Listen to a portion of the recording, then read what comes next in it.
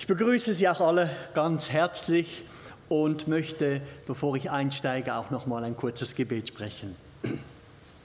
Treuer Gott und Vater, ich danke dir von ganzem Herzen für diesen wunderbaren Aufruf zur Wachsamkeit.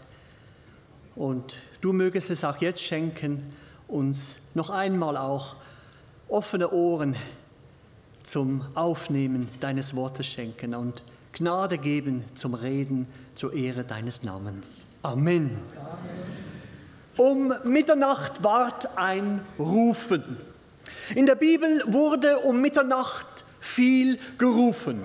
Als erstes möchte ich deshalb heute Nachmittag darlegen, was der Ruf um Mitternacht beinhaltet und als zweites dann, was der Ruf um Mitternacht uns persönlich lehrt.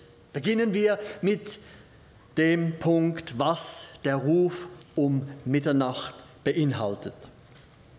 Ich nehme an, Sie sind alle dem Aufruf von Norbert Lied heute Mittag gefolgt und haben nun Ihre neue Scofield-Bibel dabei, oder? Gut, wunderbar. Dann schlagen Sie bitte auf 2. Mosebuch, Kapitel 12, Vers 29 bis 30. Dort vernehmen wir den ersten Ruf um Mitternacht. 2. Mose, Kapitel 12, Vers 29 bis 30. Mit der letzten Plage in Ägypten, mit welcher Gott den Pharao demütigte, wurde letztendlich der Weg zum Auszug des Volkes Israel aus Ägypten geebnet. Vers 29, dort heißt es, und es geschah um Mitternacht. Da schlug der Herr alle Erstgeburt im Land Ägypten, von dem erstgeborenen Sohn des Pharao, der auf seinem Thron saß, bis zum erstgeborenen Sohn des Gefangenen, der im Gefängnis war, und auch alle Erstgeburt des Viehs. Da stand der Pharao auf in derselben Nacht, er und alle seine Knechte und alle Ägypter, und es war ein großes Geschrei, also lautes Rufen in Ägypten, denn es gab kein Haus, in dem nicht ein Toter war. Ein lautes Rufen der Bestürzung und des Schreckens bei den Ägyptern und bei dem Volk Israel vermutlich ein verblüfftes Rufen. Jetzt geht's los, jetzt ziehen wir aus. Eine weitere Begebenheit um Mitternacht finden wir im Buch Richter. Richter Kapitel 16, Vers 3. Richter Kapitel 16, Vers 3, dort heißt es, und Simson lag bis Mitternacht. Um Mitternacht aber stand er auf und ergriff beide Flügel des Stadttores samt den beiden Pfosten und riss sie mitsamt den Riegeln heraus und er legte sie auf seine Schultern und trug sie hinauf auf den Gipfel des Berges, der vor Hebron liegt. Ich denke, man konnte einen Ruf der Kraftanstrengung von Simson vernehmen. Und ich möchte nicht wissen, was die Philister alles gerufen haben, als sie mitten in der Nacht von diesem Getöse geweckt wurden.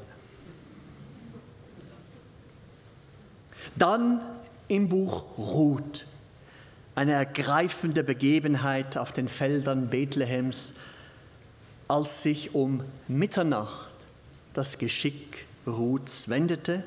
Ruth, Kapitel 3, Vers 8 bis 10.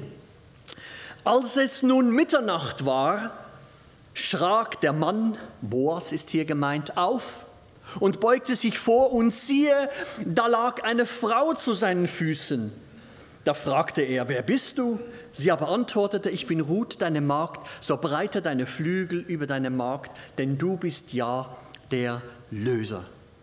Ich denke, ein Ruf der Überrumpelung und Überraschung wird dem Boas entwichen sein. Hallo? Wer ist da? Was machst du hier? Stellen Sie sich mal vor, Sie liegen im Freien, haben eine herrliche Decke. Mitten in der Nacht entdecken Sie, da ist noch jemand anders. Einen nächsten Ruf um Mitternacht hören wir in Philippi. Nachdem Paulus und Silas völlig unschuldig viele Schläge erlitten, wurden sie anschließend im Gefängnis mit blutendem Rücken in eine sehr unbequeme Haltung in den Stock eingeschlossen. Und dann heißt es in Apostelgeschichte Kapitel 16, Vers 25, um Mitternacht aber beteten Paulus und Silas und lobten Gott mit Gesang, und die Gefangenen hörten ihnen zu.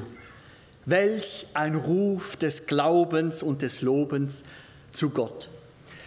Diese besondere Begebenheit hat Norbert Lied hier in der Zionshalle einmal in einer wunderbaren Predigt dargelegt, sehr ausführlich, und diese ist übrigens am Büchertisch als Botschafts-CD unter dem Titel erhältlich, ein Lied um Mitternacht, eine wunderbare Begebenheit, die Norbert darlegt, so erhellend über das, was nötig ist, damit eben trotz Leid und trotz großer Not unser Lob nicht verstummt. Aus Apostelgeschichte 20 entnehmen wir sodann, wie Paulus in Troas auf dem Gebiet der heutigen Türkei bis Mitternacht eine lange Predigt hielt. Also keine 30 Minuten. Apostelgeschichte, Kapitel 20, Vers 7 am Schluss bis 9. Und er dehnte die Rede bis Mitternacht aus. Es waren aber zahlreiche Lampen in dem Obersaal, wo sie versammelt waren. Und ein junger Mann namens Eutychus saß am Fenster. Der sank in einen tiefen Schlaf, während Paulus weiter redete. Fiel er vom Schlaf überwältigt vom 3. Stock hinab und wurde tot aufgehoben. Was wurden da wohl für Rufe des Entsetzens um Mitternacht ausgestoßen und schließlich dann später Rufe des grenzenlosen Erstaunens, dass dieser junge Mann sein Leben wieder zurückerhielt? Ein weiteres Ereignis um Mitternacht, auch aus der Apostelgeschichte, Kapitel 27, Vers 27. Dort heißt es, als nun die 14. Nacht kam, seitdem wir auf dem Adriatischen Meer umhergetrieben wurden, vermuteten die Schiffsleute um Mitternacht, dass sie sich einem Land näherten. Welch eine Ermutigung nach 2 Wochen Seenot.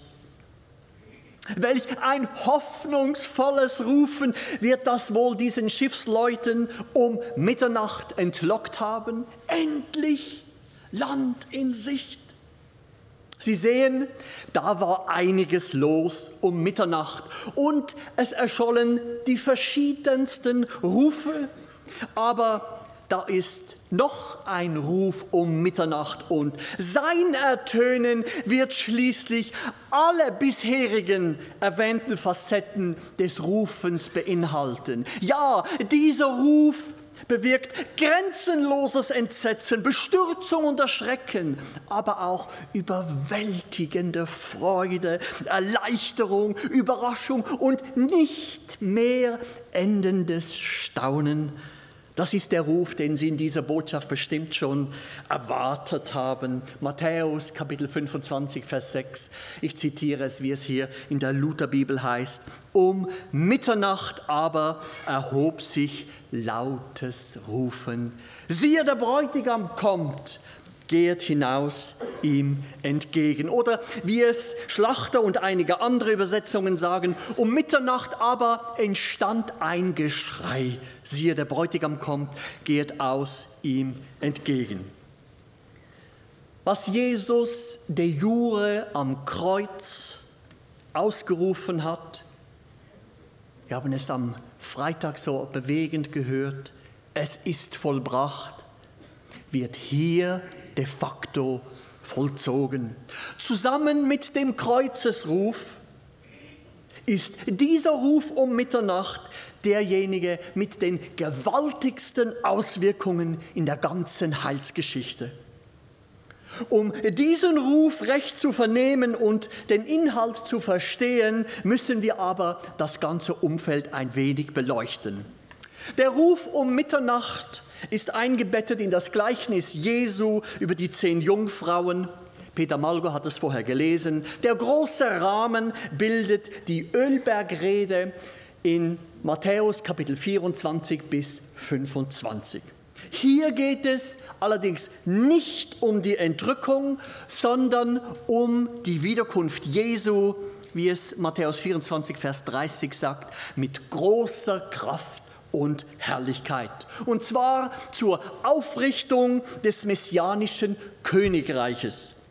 Und hier setzt dann das Gleichnis ein. An diesem Punkt, wenn es da heißt in Matthäus 25, Vers 1, dann, das ist dieser Zeitpunkt, dann wird das Reich der Himmel 10 Jungfrauen gleichen. Jemand hat einmal die ganze Thematik vom Königreich des Himmels wie folgt beschrieben. Im Anfang war das Königreich der Himmel auch auf dieser Erde historische Wirklichkeit. Die Theokratie im Paradies war vollkommen. Der Thron Gottes war im Himmel und auf Erden. Aber durch den Angriff Satans auf diesen Teil des Königreichs der Himmel wurden die Menschen zu Alliierten des Feindes. Gottes Wille geschah nicht mehr auf Erden wie im Himmel. Diese Erde wurde zu einer abgefallenen Provinz des Königreichs der Himmel, zu dem vom Feinde besetzten Gebiet. Aber Gott, der Herr, hat keinen Augenblick auf die Herrschaft über diese Erde verzichtet. Er hielt alle Fäden der Regierung auch über seine Feinde in der Hand. Sein Ziel aber ist es, seit dem Sündenfall die Wiederaufrichtung des Königreichs der Himmel auf dieser Erde. Das Königreich des Himmels. Ein Gleichnis wie dieses in Matthäus 25 hat nun aber keinen Anspruch auf dogmatische Präzision jedes einzelnen Details. Vielmehr geht es darum, eine besondere Wahrheit hervorzuheben. Dazu ist es zuerst einmal grundsätzlich wichtig zu wissen, wer ist denn mit den 10 Jungfrauen gemeint? Mit 10 ist im Judentum eine Vollzahl gemeint. So wie wir im Deutschen zum Beispiel diesen Begriff ein volles Dutzend kennen.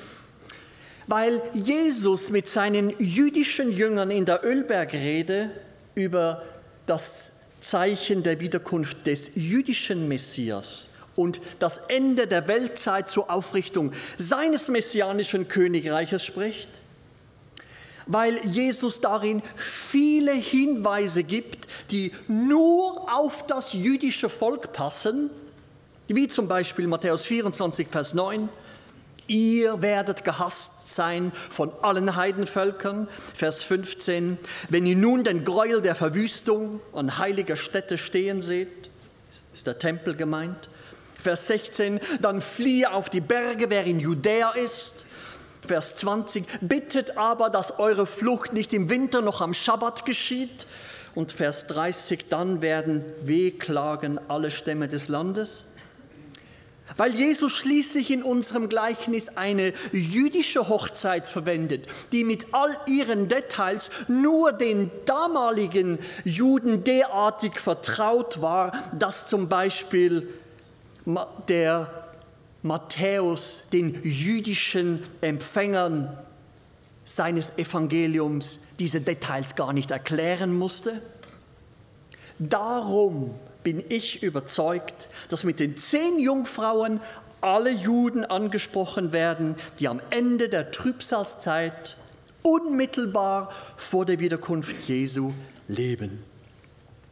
Liebe Freunde, der Anfang von Israels Auszug ins verheißene Land begann damals in Ägypten um Mitternacht. Und diese Einnahme wird mit dem Ruf um Mitternacht vollendet, wenn Jesus Christus durch seine Wiederkunft von Jerusalem aus sein 1000-jähriges Friedensreich aufrichten wird. Dann wird endlich alles Land Israel gehören. Wenn wir nun denken, okay, das betrifft nur Israel, das muss ich mir dann also nicht zu Herzen nehmen, dann ist das aus 2 Gründen falsch. Erstens ist alle Schrift nützlich zur Belehrung, zur Überführung, zur Zurechtweisung. 2. Timotheus 3, Vers 16. Also auch dieses Gleichnis. Zum anderen werden auch wir Christen durch einen gewaltigen Ruf geweckt, nämlich wenn der Befehl ergeht und die Stimme des Erzengels und die Posaune Gottes erschallt, und dann werden wir in einem Augenblick verwandelt werden und entrückt werden in Wolken zur Begegnung mit dem Herrn in der Luft. Und so werden wir bei dem Herrn sein, alle Zeit. Und damit sind wir beim 2. Punkt heute Nachmittag, was der Ruf um Mitternacht uns lehrt. Der Ruf um Mitternacht lehrt uns zuerst einmal, das Kommen des Bräutigams ist gewiss. Wir haben das heute Morgen so bewegend gehört, wie gewiss die Auferstehung ist, wie zuverlässig das Wort Gottes ist.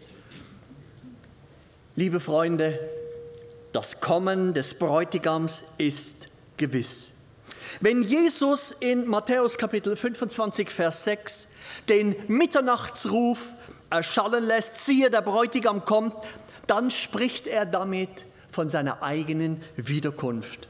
Diese ist so gewiss, dass sie in den 260 Kapiteln des Neuen Testamentes fast 300 Mal angesprochen wird. So gewiss ist die Wiederkunft Jesu.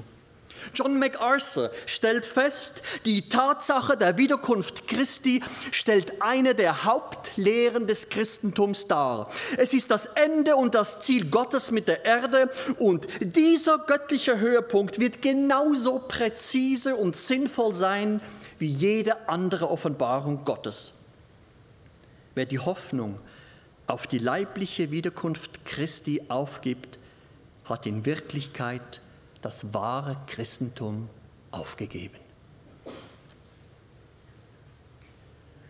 Mit der Wiederkunft Jesu läuft aber auch diese Zeit, wie wir sie bis heute kennen, ab. Liebe Freunde, die Heilsgeschichte Gottes hat einen Anfang, aber sie hat auch ein Ende. Es ist einfach nicht wahr, dass alles so bleibt, wie es schon immer gewesen ist. Gott führt alles zur Ehre seines Namens einem Abschluss entgegen. Alles wird sich genau so erfüllen, wie es geschrieben steht. Auch dieses einzigartige Ereignis, siehe, der Bräutigam kommt. Der Ruf um Mitternacht lehrt uns als nächstes, der Zeitpunkt ist überraschend. Vers 5. Als nun der Bräutigam auf sich warten ließ, wurden sie alle schläfrig und schliefen ein.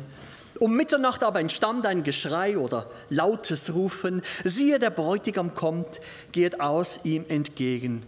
Da erwachten alle jene Jungfrauen und machten ihre Lampen bereit.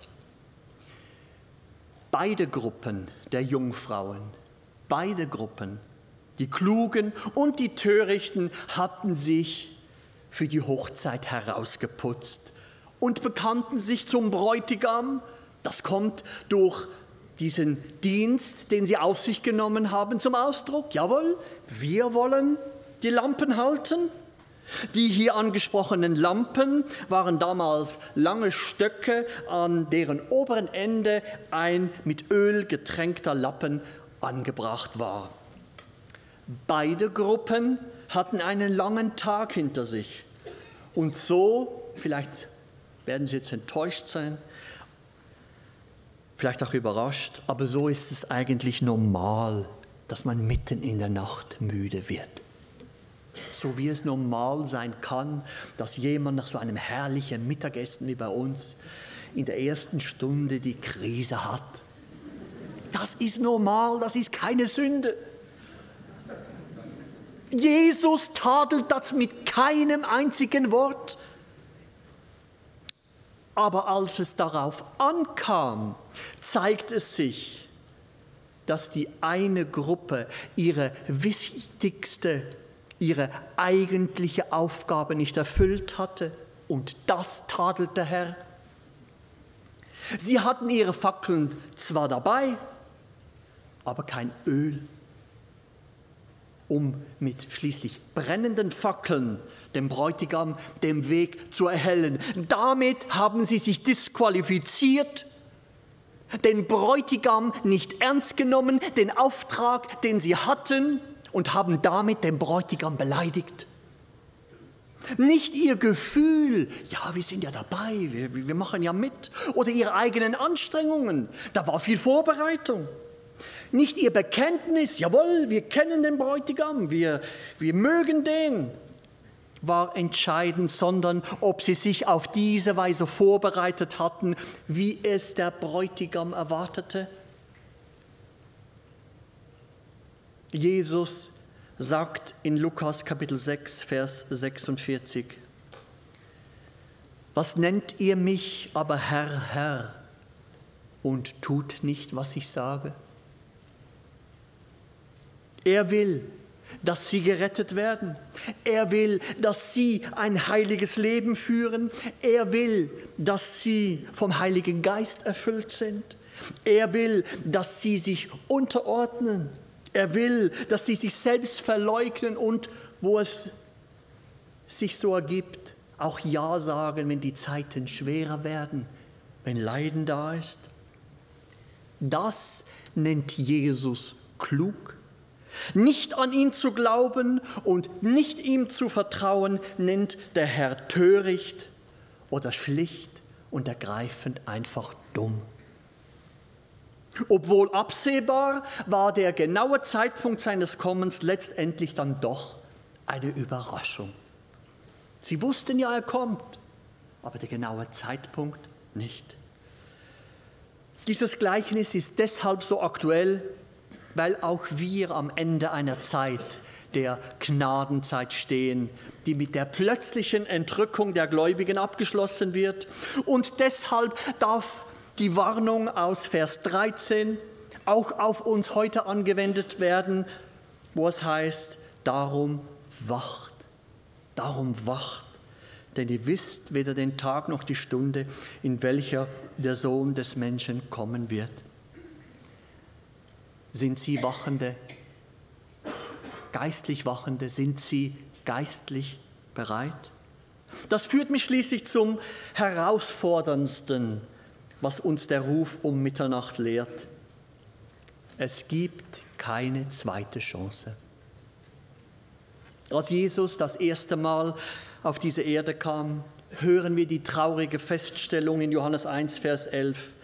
Er kam in sein Eigentum und die Seinen nahmen ihn nicht auf. Dennoch haben manche dann später, trotz anfänglicher Ablehnung, zum Glauben gefunden. Vers 12 von Johannes 1 sagt, allen aber denen, die ihn aufnahmen, denen gab er das Anrecht, Kinder Gottes zu werden. Und dieses Angebot gilt bis heute, jedem Einzelnen. Aber die Gnadenzeit wird mit der Entrückung, die jederzeit stattfinden kann, jäh zu Ende gehen. Und dann ist die Chance vertan. Denn während der dann folgenden schrecklichsten Gerichtszeit dieser Welt, dieser Trübsalzeit, in der bereits in der ersten Hälfte, in den ersten 3,5 Jahren die Hälfte der Menschheit getötet ist, während dieser Trübsalzeit wird es für diejenigen, welche das Evangelium gehört hatten, vorher und nicht mit Glauben darauf reagiert haben, unmöglich sein, sich noch zu bekehren. Wenn dann schließlich Jesus mit großer Kraft und Herrlichkeit wiederkommt, gibt es definitiv mehr keine zweite Chance, um sich zu bekehren. Das macht Jesus hier in unserem Gleichnis unmissverständlich klar. Vers 10.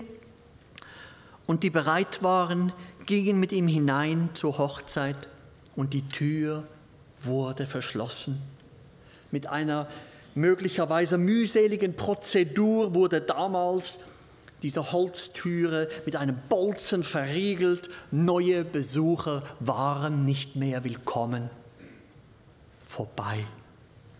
Liebe Freunde, erlauben Sie mir mit aller Offenheit zu sagen, und damit führe ich das fort, was du vorher gesagt hast, Arno. Bei der Entscheidung für Jesus verhält es sich eben nicht so wie bei einem Handykauf. Es gibt morgen kein besseres Angebot. Deshalb verschieben Sie die Entscheidung nicht. Morgen könnte es zu spät sein. Jesus sagt in Johannes 10, Vers 9, ich bin die Tür. Wenn jemand durch mich hineingeht, wird er gerettet werden. Wenn Sie nicht durch diese Tür, durch Jesus Christus zum Vater eintreten und ohne Jesus sterben, ist die Chance vorbei, ewiges Leben in der unbeschreiblich herrlichen Gegenwart Gottes zu genießen, weil uns unsere Sünden von ihm trennen. Unbereinigte Schuld führt in die Hölle. Und es ist tatsächlich so, wie es so mancher belustigt sagt, wenn sich irgendwo eine Türe schließt, dann geht an einem anderen Ort eine auf. Ja, das ist so. Wenn sich die Tür zum Himmel schließt, dann geht die Tür zur Hölle, zur ewigen Verdammnis auf. Deshalb legt die Bibel immer den Fokus auf heute, auf jetzt. Hebräer 4,7. Heute, wenn ihr seine Stimme hört, verstockt eure Herzen nicht. Heute, jetzt ist die angenehme Zeit. Das Gleichnis über die 10 Jungfrauen zeigt, auch Ungläubige wollen in den Himmel. Jeder will in den Himmel. Aber ohne Jesus? Ohne Jesus ist alle Arbeit und Bemühung umsonst. Ohne Jesus ist die Gelegenheit, einmal für allen Einsatz entschädigt, ja sogar belohnt zu werden, vorbei. Und ohne Jesus ist die Hoffnung auf eine bessere Zukunft für immer verloren. Mag auch jetzt die Zeit noch angenehm erscheinen und besser werden, aber die Zukunft ist verloren. Jemand hat einmal gesagt, kein Totengeläut ist trauriger als die Worte zu spät. Ich komme zum Schluss. Mit diesem Gleichnis wird ein zentrales Anliegen der Ölbergrede des Herrn Jesus untermauert. Seid bereit für das Kommen des Menschensohnes, und zwar auch dann, wenn er verzieht, zu kommen. Wie der Bräutigam kann auch der Herr seine Ankunft länger hinausziehen als erwartet. Wie die klugen Jungfrauen müssen auch wir vorbereitet sein, indem wir unser Leben völlig Jesus hingeben. Und wie die törichten Jungfrauen müssen all diejenigen, die nicht vorbereitet sind, wissen, dass es einen Punkt gibt, an dem Umkehr nicht mehr möglich ist. Liebe Freunde, es ist spät geworden an Gottes Weltenuhr. Deshalb sollen wir bereit sein, wenn der Ruf um Mitternacht erschallt. Nutzen wir also die Gnadenzeit, die Möglichkeiten, die Gott jedem Einzelnen von ihnen gibt.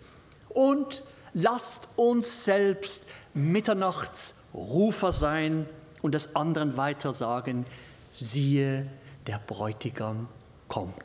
Amen. Ich möchte noch ein Gebet sprechen. Danke, Vater im Himmel, für dein wunderbares, reichhaltiges Wort. Danke, Herr, dass wir dadurch wissen dürfen, dass du wiederkommst. So lange warten wir schon darauf. Herr, wie lange noch? Hilf jedem von uns, die heutige Gnadenzeit zu nutzen und uns auf deine Wiederkunft vorzubereiten. Wirke du das aus Gnaden. Und wenn hier heute Nachmittag Menschen sitzen, Männer, Frauen, junge Kinder, die noch nicht errettet sind, die vielleicht äußerlich dabei sind, aber im Herzen keine lebendige Beziehung zu dir haben, dann schenke es, dass er oder sie dich heute anruft, glaubt und errettet wird und nicht zu Schanden wird, wenn du wiederkommst. Und das bitten wir, oh Herr, für uns alle. Mach, dass wir bereit sind, wenn du rufst, durch den natürlichen Tod oder, was viel besser wäre, wenn du uns zu dir entrückt, damit wir bei dir seien alle Zeit. Maranatha, komme bald, Herr Jesus. Amen.